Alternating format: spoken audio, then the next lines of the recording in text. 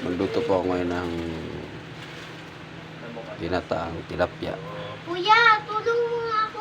Ano ba kasi yun? Yung pechay, talong, gata. Sabi na nila Ako. maaari sa'yo, pero sakit ang babagsa. Parang dali lang magluto niyan po, ano? Kasi isa ang anuhan na. Ayun guys. Simulan natin ano. Lagyan natin ng asin.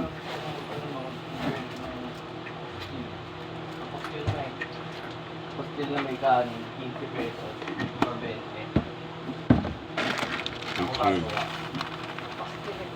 Oo nga ma'am. Hindi mo kasi alam yun. Ano yun? Patok yun. Yung mga ano, sibuyas, ilagay mo na doon. Para mapastel kita.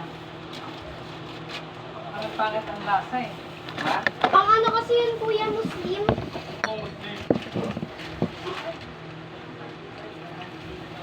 Excuse.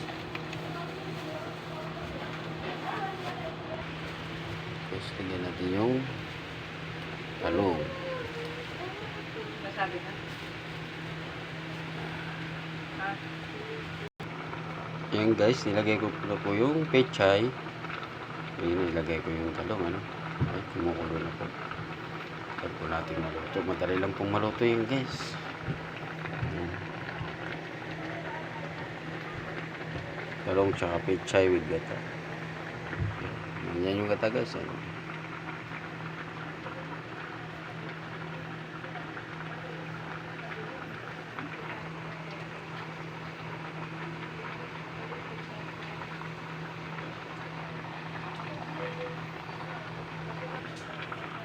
Ngayon, takpan muna natin. Ito natin maluto po, ano.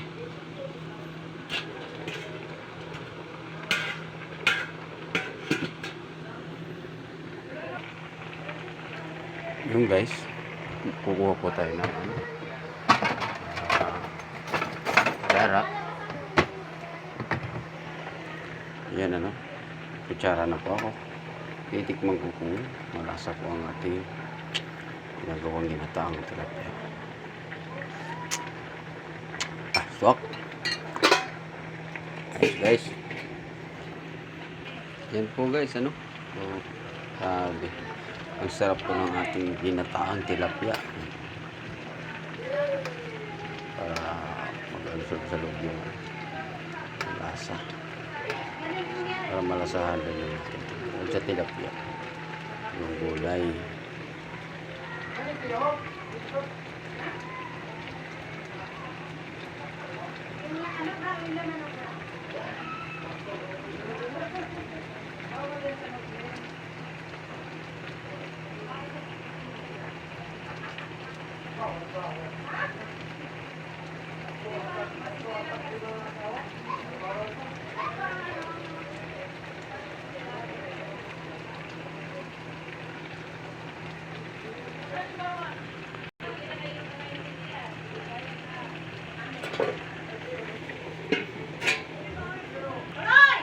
Ayan, ready to serve na po ang ating ginataang tilapia. Para like, share, and subscribe sa aking YouTube channel, Marv's TV.